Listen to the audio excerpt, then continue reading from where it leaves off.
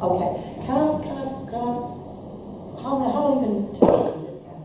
1 minute, okay, and then I'm going to bring in John and Kerry to finish it. I'm only going to take 1 minute. I do want to give a quick plug to two things.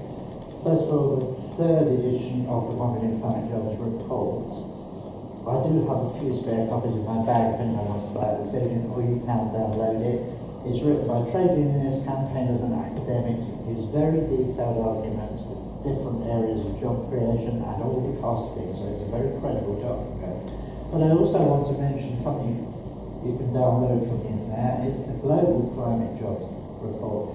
And that's because, and this makes an enormous difference to the whole scenario, we now have climate jobs campaign movements succeeding themselves around the world. Very big movements in Canada and South Africa. Something like about 6 other developed and established climate jobs movement, and 3 beginning to get themselves established. And this really undermines the whole argument about 1 million climate jobs that Britain can't do it on its own. We only reduce 7% of the emissions. Well, we're only, of global emissions, we're only 4.5% of the global population, so we do need to reduce Britain's emissions, but it's happening around the world. So you can download the Global Climate Jobs report, or you can buy this from me, or if you're really mean, you can also download this by simply Googling 1 million climate jobs. Thank you. That was 1 million, wasn't it? £2.50, 15 quid for 10.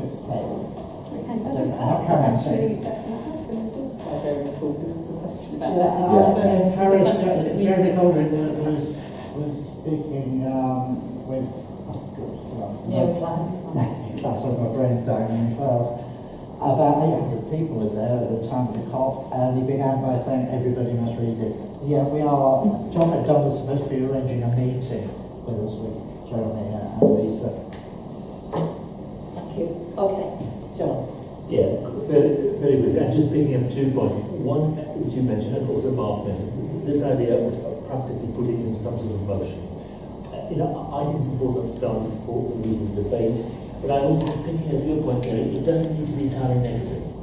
Because I think it can be a motion that goes to the TSC conference, which is talking about the third runway, but is also talking about it in a positive terms. I think the two can be mixed and matched, but I think it's important that something like that is done for the very reason we're talking about, Suzanne. So that debate is opened up.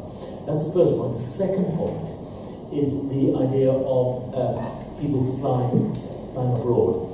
And some of you will be aware of an idea that's been floated, and it's actually, I think, been taken up as official Green Party policy in Scotland, certainly, of a frequent flyers levy. Now, the idea of this is to match environmental concerns with equity concerns. Because at the moment we have something called air passenger duty, but it's a blunt instrument. It goes on all tickets, so that regardless of your income, if you're flying, you can pay it. Now, the idea of the frequent flyers levy, I think, is quite neat. Everybody in the country who flies, who wants to fly, and you're quite right, less than 50% of people in the UK fly abroad each year, and I think it's right to say that 70% of the flights are made by 15% of the population. Now, the idea of frequent flyers levy is that everybody who wants to fly will get one tax-free flight a year, but then the tax will increase with every subsequent flight you make. So there are some people who make 8 or 9 flights a year. They would be hugely more expensive than they are right now. Now, the logistics of this hasn't been entirely worked out, although it's had backing from, it's based on some research done by the Economics Foundation and others. And as I say, I think the Green Party in Scotland has kind of adopted it as official policy. It seems to me, even if that's not the exact way forward, there's the germ of an idea there, which essentially is allowing people on average or lower than average incomes opportunity to fly away if they want to on a summer holiday, while penalising those who fly the most. And we understand it would cut down overall demand. There's one fascinating fact, Suzanne.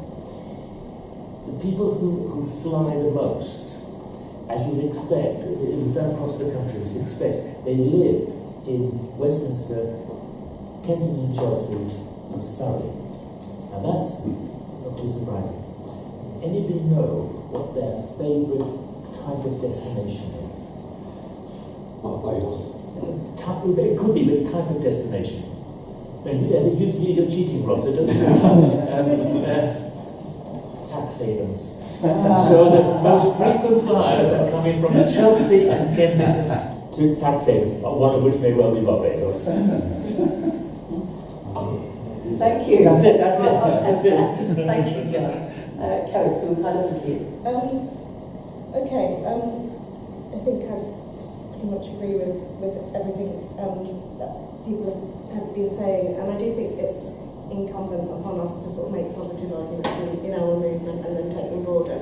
And therefore we have to, if you're going to have a broad support for something, and obviously, you know, being stronger together is useful.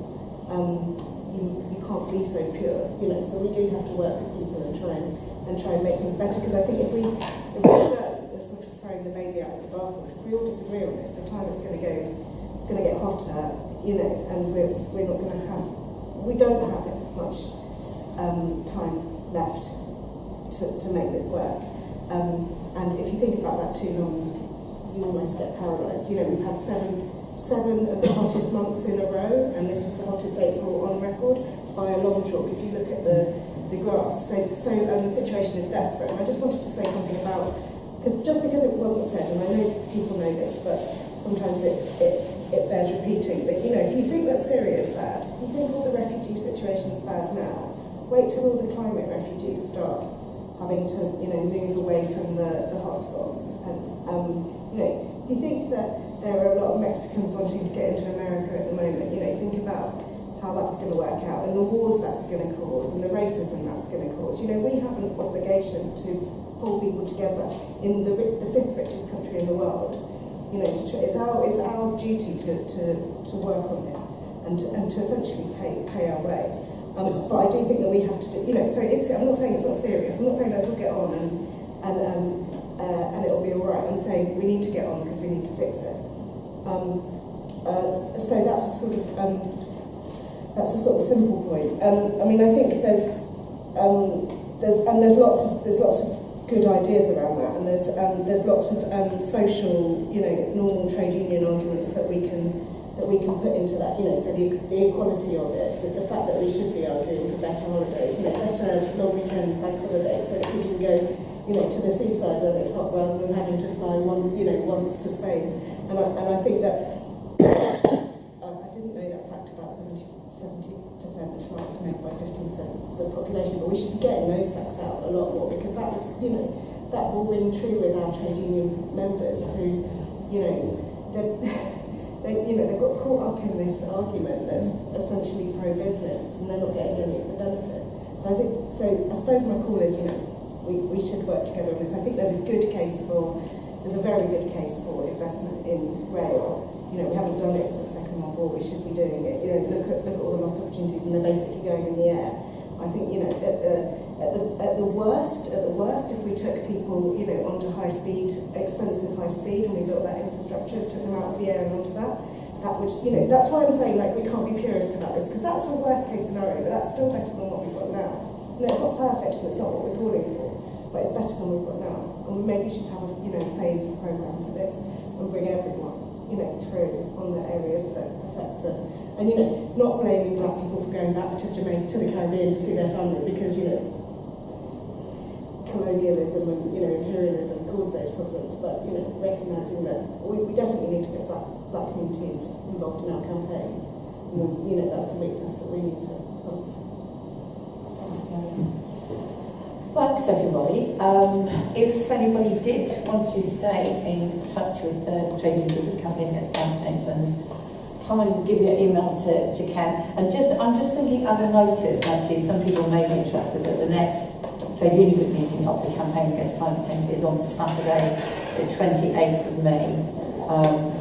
12 noon at Committee Room 4 at Camden Town Hall. Well, it's raining outside that day, so people want to go inside. Yeah, that's exactly right. We do actually have a very interesting speaker, which is Paul Hampton from the FBU, who is actually going to give a talk on his most recent book, which is on trade unions and environmental campaigning. So you're very, very welcome, and thanks very much to everybody coming tonight, and let's hope that we do get to hear a little bit more of that debate emerging within the trade union movement. Let's see what role we can play in helping that to happen. So thanks very much, everyone. Thank you.